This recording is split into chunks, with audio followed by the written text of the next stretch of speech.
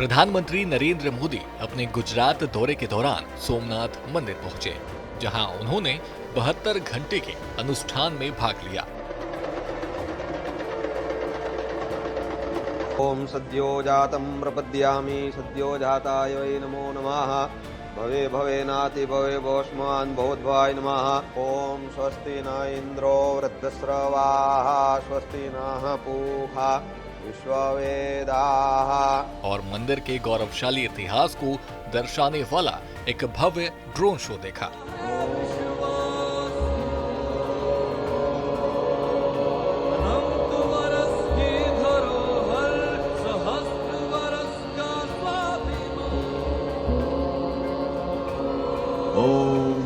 प्रधानमंत्री ने एक शौर्य यात्रा का भी नेतृत्व किया, जो लगभग 2 किलोमीटर लंबी थी। इस यात्रा के दौरान डमरू वादन किया गया, जिसमें प्रधानमंत्री ने स्वयं भाग लिया।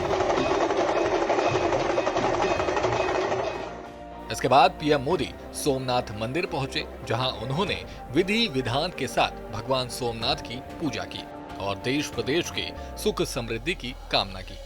ओम पंच नद्याः सरस्वतीमपि यन्ति सस्रोतसः कास्तानि खङ्गिणः ते खाग्गुसहस्रयो जने वधन्वानि तन्मसि। ओम नमः शम्भवाय च मयो भवाय च नमः शंकराय च मयस्कराय च नमः शिवाय च शिवतराय च सद्यो जातं प्रपद्यामि सद्यो जाताय वै नमो नमः। सोमनाथ मंदिर में पूजा के बाद पीएम एक जनसभा कार्यक्रम में शामिल हुए, जहां उन्होंने कार्यक्रम को संबोधित किया और मंच से दुनिया के देशों को संदेश दिया कि दिलों को कैसे जीता जाता है। भले ही कोई कितना भी शक्तिशाली हो, कोई भी उनके सामने हार नहीं मान सकता। तलवार की नोक पर कभी दिलों को नहीं जीता जा सकता। जो सभ्यताएं दूसरों को मिटाकर आगे बढ़ना चाहती है। कार्यक्रम को संबोधित करते हुए उन्होंने विपक्ष पर जमकर निशाना साधा और इतिहास के साथ छेड़छाड़ करने का आरोप लगाया।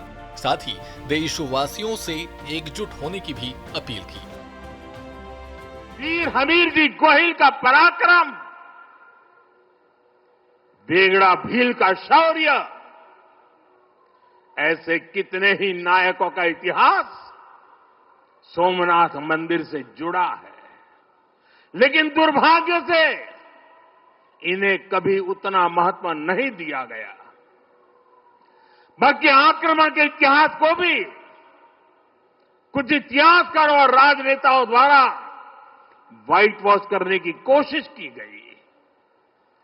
मजहबी उन्माद की मानसिकता को केवल साधारण लूट बताकर ढंकने के लिए किताबें लिखी गई।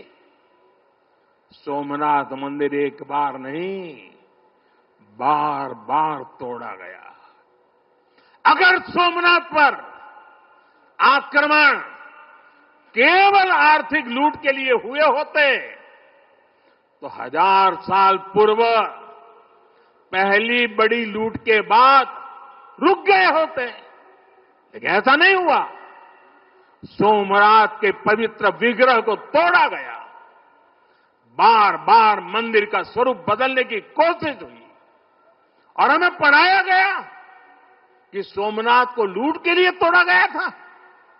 नफरत, अत्याचार और आतंक का असली क्रूर इतिहास हमसे छिपाया गया।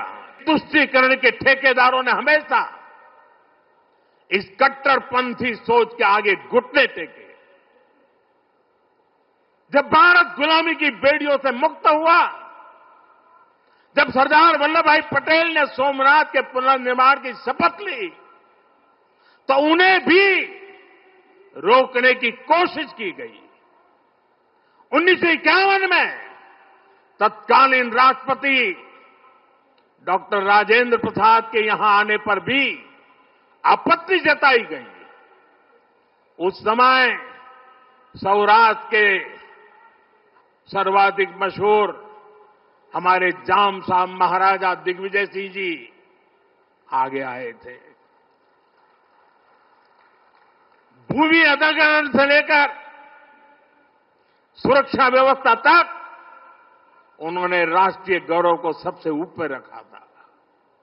उस दौर में सोमनाथ मंदिर के लिए जाम साहब ने 1 लाख रुपए का दान दिया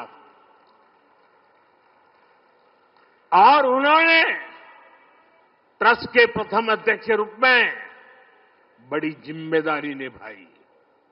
भाइयों बहनों, दुर्भाग्य से आज भी हमारे देश में वो ताकतें मौजूद है, पूरी तरह सक्रिय है, जिन्होंने सोमनाथ पुनर्निर्माण का विरोध किया। आज तलवारों की जगह दूसरे कुत्सित तरीकों से भारत के खिलाफ षड्यंत्र हो रहे हैं और इसलिए हमें ज्यादा सावधान रहना है।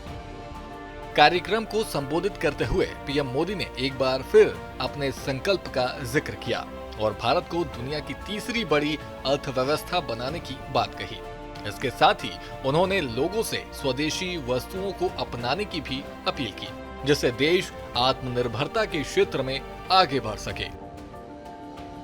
मैंने देव से देश के विजन के साथ आगे बढ़ने की बात कही थी। आज देश का सांस्कृतिक पुनर्जागरण करोड़ों देशवासियों में नया विश्वास बढ़ रहा है। आज हर देशवासी के मन में विकसित भारत को लेकर एक भरोसा है। आज 140 करोड़ भारतीय भविष्य के लक्ष्यों को लेकर संकल्पित है। भारत अपने गौरव को नई बुलंदी देगा। हम गरीबी के खिलाफ अपनी लड़ाई में जीतेंगे। हम विकास की नई ऊंचाइयों को छुएंगे। पहले दुनिया की तीसरी बड़ी अर्थव्यवस्था बनने का लक्ष्य, फिर उसके आगे का सफर, देश अब इसके लिए तैयार हो चुका है और सोमनाथ मंदिर की ऊर्जा हमारे इन संकल्पों को आशीर्वाद दे रही है। साथियों, आज का भारत विरासत से विकास की प्रेरणा लेकर आगे बढ़ रहा है। सोमनाथ में भी विकास भी विरासत भी, ये भावना निरंतर साकार हो रही है। आज एक और सोमनाथ मंदिर का सांस्कृतिक विस्तार, सोमनाथ संस्कृत यूनिवर्सिटी की स्थापना, माधवपुर मेले की लोकप्रियता और उसके रंग, इनसे हमारी विरासत मजबूत हो रही है। गौरतलब है कि 2047 तक प्रधानमंत्री का लक्ष्य भारत को विकसित राष्ट्र बनाना है, जिसे लेकर वे लगातार प्रयास कर रहे हैं। अब देखना ये है कि देश की जनता उनके इस अभियान में कैसे कदम से कदम मिलाती है। ब्यूरो रिपोर्ट, सूर्या समाचार।